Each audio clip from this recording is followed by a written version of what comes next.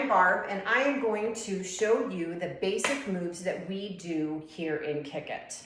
Also, just to warn you, both of my cats are here, and they're probably both going to try to trip me up, so hopefully I won't have too many interruptions.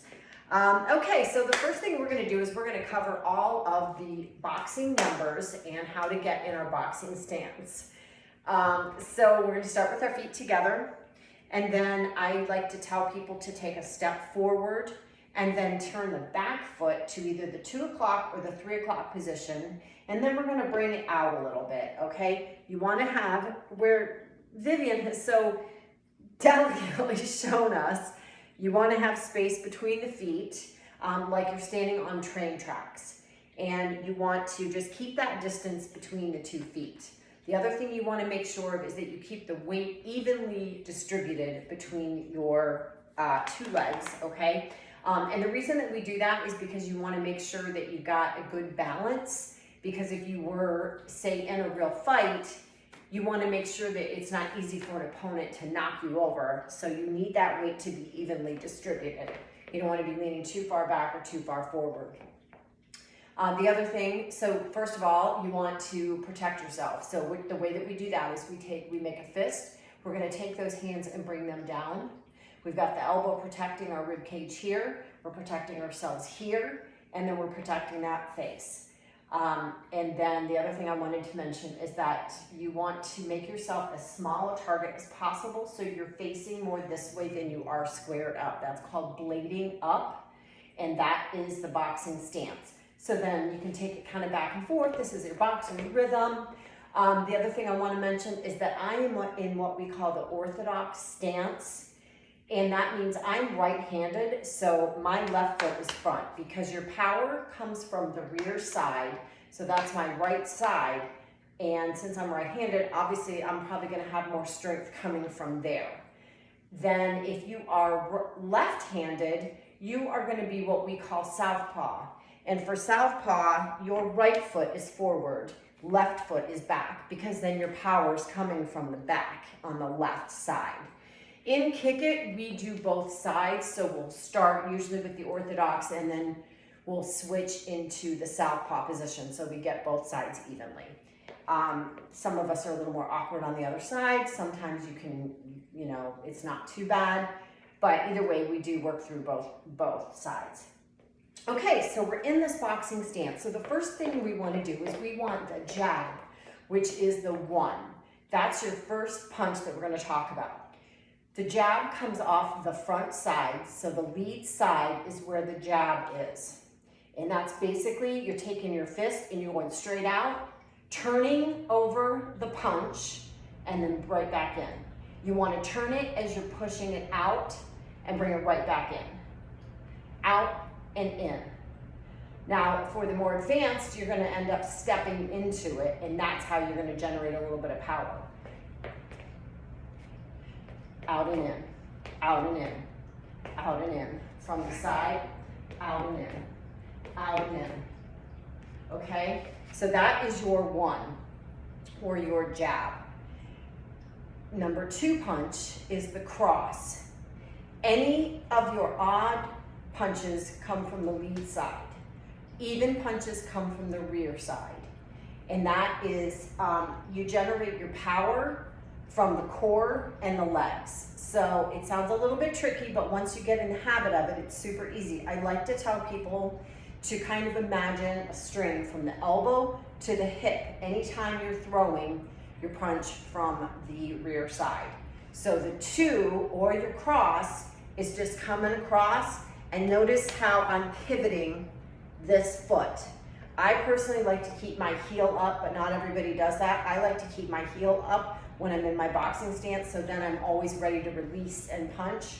But just for the intents and purposes of learning right now, don't worry about that. Just make sure that you release that heel when you throw that 2, so that you get that power. The other thing is making sure that you bring that straight back to your face. So you're gonna throw it out and back, out and back, out and back. And again, my hip is following my elbow, and I'm turning that punch over, and then I'm bringing it right back. and that is the number 2 punch from the rear side. So then 3 is going to be your left or lead hook, and that is going to come from the lead side. It's an odd number, it's a 3, so it comes from the lead side, just as a reminder.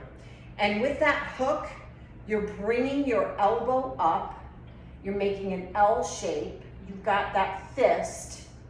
I tend to pivot on my front foot, but not everybody does. It's not taught that way everywhere, but that is a way to generate some power. You just don't want to come too far over, because what's going to happen is you're going to knock yourself off balance, and we don't want that. So you just kind of bring it around as if you're knocking somebody upside the head. You want it nice and controlled. You don't want it swinging out, but you don't want it like this either. You want a nice L shape here, parallel to the floor, and then back to the face. Don't forget to breathe. Okay, so that was our left or lead hook. Now we've got that rear hook, which is the number 4. So it's an even number, so that means the power is coming. It's a rear side punch.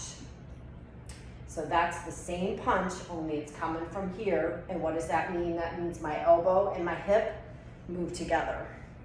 So I'm bringing it out, stopping right around in front of my face, and bringing it back, generating that power.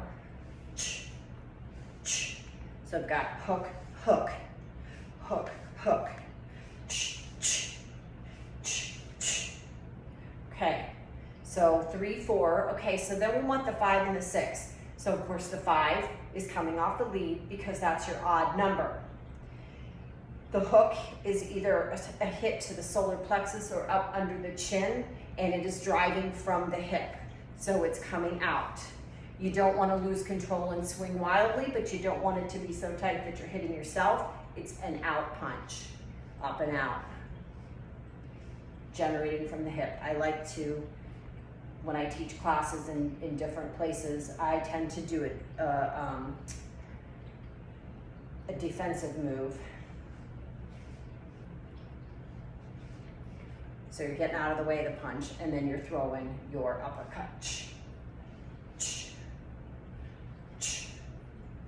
So then your 6 is going to be coming off the rear side because it's an even number, and it's also your rear uppercut.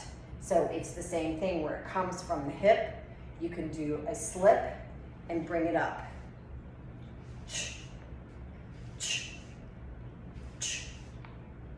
Again, control. We're not swinging wildly out here, no chicken arms. We're not bringing it too tight that we're gonna bring it and hit ourselves. We're just bringing it nice and back, out and back, as if you're hitting someone right in here or up here, up under the chin. And that is your 6. Your next punch is the 7, which is a body punch.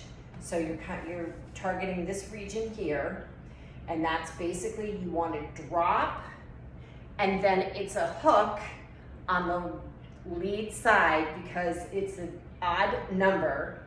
And so you're dropping. Now we're not leaning in, we're not leaning back, we're just dropping straight down. This is really good for the legs. And then we're throwing that punch. You're just changing the levels. So you're dropping, and then you're throwing that parallel to the ground as you were with the 3. Same thing on the other side. Your 8 is going to be your rear body hook, and that is your 8. Drop, throw that hook, bring it back up. You're kind of pivoting and bringing it back up. Again, we're still following the hip with your elbow because you are bringing it around with that power. So drop and then throw those punches, and that's changing the level. 9, 10 is the same principle because you're going to drop and then you're throwing a jab to the body, and you want to get out of the way and kind of bend over because you gotta figure your opponent is probably trying to hit you and you're gonna surprise them because you're gonna drop and pop that jab. And you can step into it just like you would with that one. And then of course your 10 is gonna be your cross coming from the rear side because it's an even number. And again, you're gonna use that power generated from the legs and the core by having that hip follow the elbow. So you drop and throw it.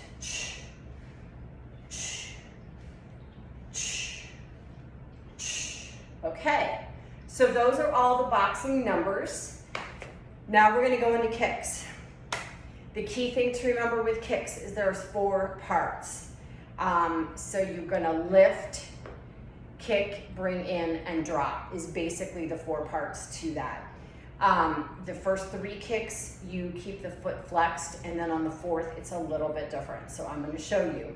So on that front kick, so first of all, hands are always protecting the face. You're gonna lift, you're gonna push out, you're gonna bring in, and you're gonna drop. Very distinct 4 parts. Up, out, in, drop.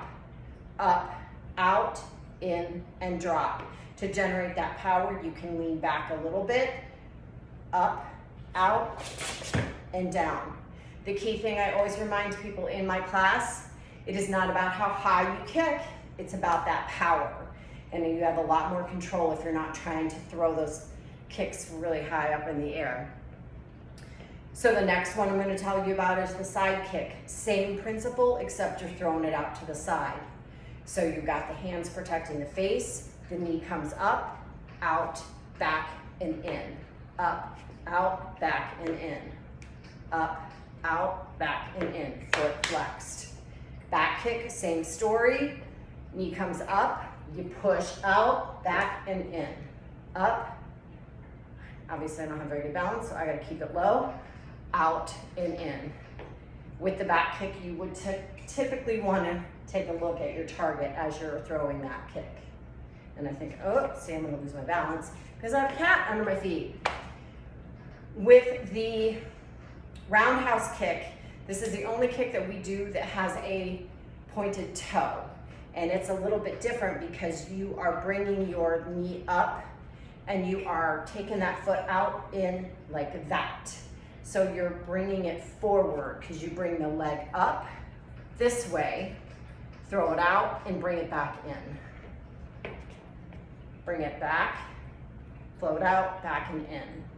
So as opposed to knee up, you kind of hit the butt with the heel, flick it out, and then back in. Okay, so those are our kicks. The next thing I believe I need to show you is going to be some basic movements. We always offer modifications for anything that might be too much for somebody because this is for everyone. So we don't want anyone to feel frustrated or like there's something that's too much for them. It's always good to work our way up to anything that, you know, is not achievable at the exact moment, but the goal is progress, not perfection. For our squats, the feet are hip width apart, and we want to take it down. You should be able to wiggle your feet, whoops, and then try not to lose your balance. Wiggle the feet, the weight is in the heels, knees do not come over the toes, they stay behind the toes a little bit. You should generate that power coming back up through the legs and the glutes. So we can take it, drop it, and up. Drop and up, drop and up. Modification would be to just take it down a little bit and bring it back up until we can work our way up to a deeper squat. The next thing I have is a lunge. We don't want the feet too far apart. We're not trying to do a super long like runner's lunge. It's just basically stepping forward and dropping. The knees are at a 90-degree angle. Here and here. Again, we don't want the knee to go too far over the toes. The weight is in the heel. We've got lunges both sides, and you just drop it. Again, taking it just as far as we can is the modification. If a participant can't drop too low, just as low as they possibly can, and then we work our way up. Next thing we have is a plank. So the important thing on the plank is that shoulders are over the wrists, butt is down. I never know unless I look at myself. The head should not be dropped or overextended. It is in a nice align with the spine. Fingers are kind of spread out to give us a nice base. And that is how you do a plank. For anyone that is unable at this time to hold it all the way up, it's possible to just be on the knees. The key thing is to hold the core. Everything is tight. Everything is tight. So even in this position, you can hold the abs tight and then working up to this where the glutes and everything is tight. And then we have burpees, everybody's favorite. So a full burpee is going to be a jump, bringing it down, kicking it back, making sure we have that good form that we had with our plank. And then the key here is to bring those feet forward. This is the important piece right here. We don't want to stick the butt straight up. We want to bring our body up together. Okay, I'm not doing this. We are bringing everything together. Okay, modification on that would be to not do the jump or dropping down 1 foot at a time, bringing it back 1 foot at a time, and again, driving straight up. My cat's on my notes, so I can't see. Hey, ow! She just attacked me. She's ready for me to be done with this, which I'm sure you are too. Mountain climbers. Okay, so mountain climbers, we go back to that good form with the plank, which is shoulders over wrists, fingers spread out, head in a line with spine, and we have our quick mountain climbers. Modification would be to slow it down. And again, if someone needs to be on their knees, then they can do that as well. Or they could march in place would be the ideal. So anything like that, they can march in place. Okay, so then we have push-ups. So for push-ups, again, we have that, the same form as we were using with our planks. And the key is to lower the chest down and bring it back up. We don't want the hands to be in too close because we don't want the elbows to be too close to the side or that becomes a tricep push-up, and then we don't want them flaring out. We want a nice W. And this is one that can be fairly easily modified, but the key here is to make sure that we're doing the modification correctly because it's easy to just kind of drop and not really get the form of the push-up. With the modification, the knees can be down and then lowering the chest and bringing it up. So you have the same movement that you're going to have with a regular push-up, except the knees are down. So you can still get a lot out of this as well. It's just that the knees are down, so that's a good modification there. And then we have jumping jacks. Okay, so jumping jacks, arms overhead, snapping those elbows down. A modification for the jumping jack. Take that jump out. I just want arms overhead. Then for jump squats, so basically jump squats, obviously we lower and jump. Soft feet, soft landing, and modification is just a regular squat. And then I already showed the mountain climber modification. So I think I've covered all of the movements and all of the modifications. So I'm ready to go. Let's teach and have some fun.